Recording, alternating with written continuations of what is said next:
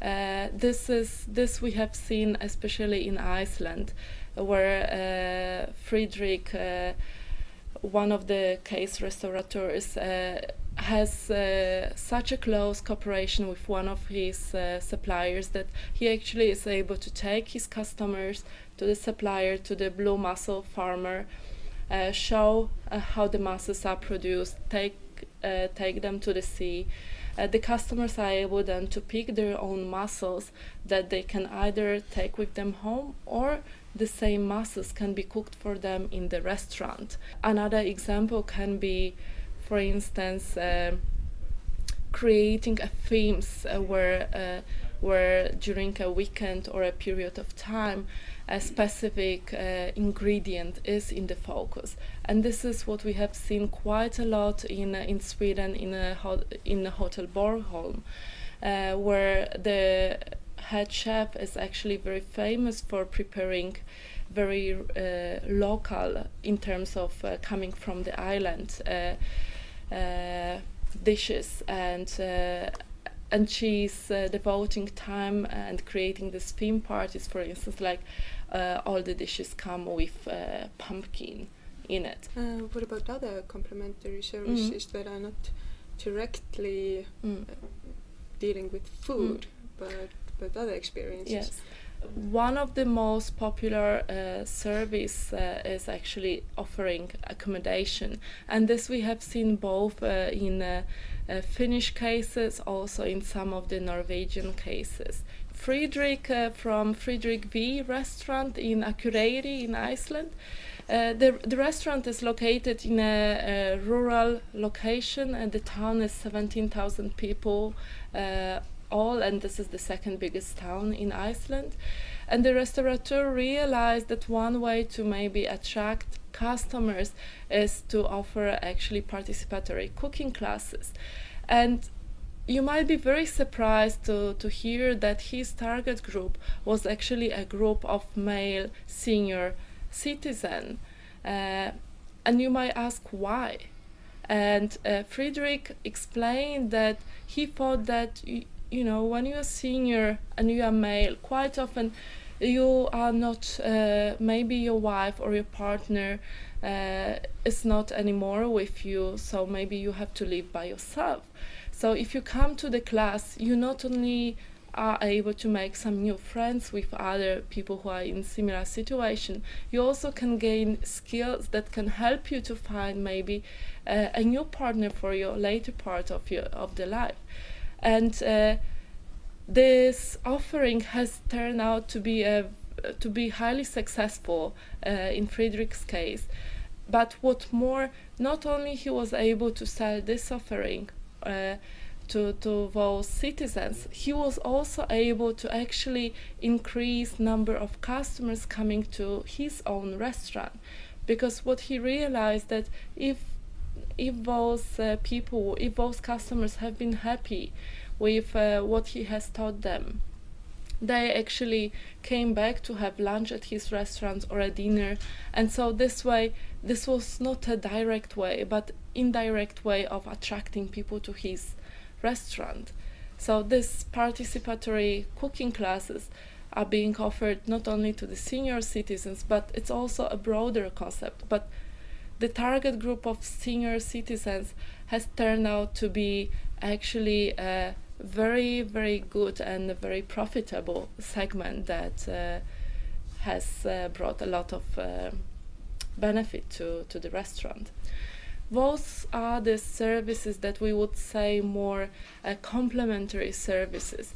But we have also realized that some of the restaurants, especially the ones really focusing on the gourmet at the top of the market, they also engage in creating services and experiences that are more linked to culinary enhancers. And what we mean by that is that they actually focus pretty much on offering, for instance, participatory cooking. So you can invite a group of people, whether it's a group of employees from a company or a group of maybe a senior citizens of a city, to come and learn how to cook. And again, here we have seen a variation where you can decide what you want to learn. Maybe have a main ingredient as a theme, or you can just come and have a basic learning how to work with certain ingredients. So when talking about conclusions of the project, what were the main findings and the policy recommendations? Well, what we have seen is that for a restaurant, and then broadly speaking for the region, what's really important is that there is some kind of infrastructure there. And this is what we have called the supplementary or complementary services. So we believe that one of the policy recommendations should be that the policies developed on a regional scale should be geared towards more broader view, and they should incorporate not only the restaurants themselves, but also creating a place, creating a destination that is becoming attractive to customers.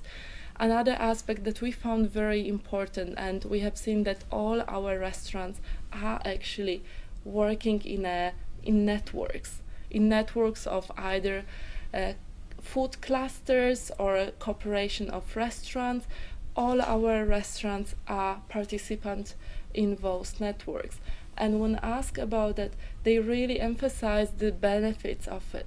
For instance, in case of Iceland, creation of the food cluster was really helpful in creating Akureyri as a destination for customers, increasing awareness of other Icelanders and also people from abroad that it's worth traveling to Akureyri because there are a number of restaurants, there are a number of suppliers, there are a number of other attractions, and so it's worth coming. So what we have seen is that if there are networks and restaurants and their suppliers really focus on working together in it and also work again above being competitors, they are able to learn and develop further. And this is what we have seen as very crucial for the further development of the regions,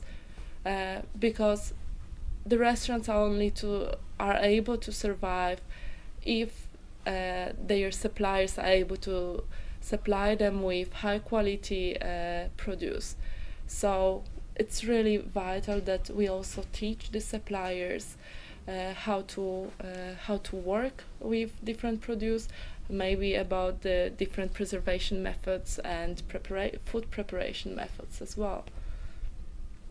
What about future plans? Are there going to be any further studies on the subject? Yes, we have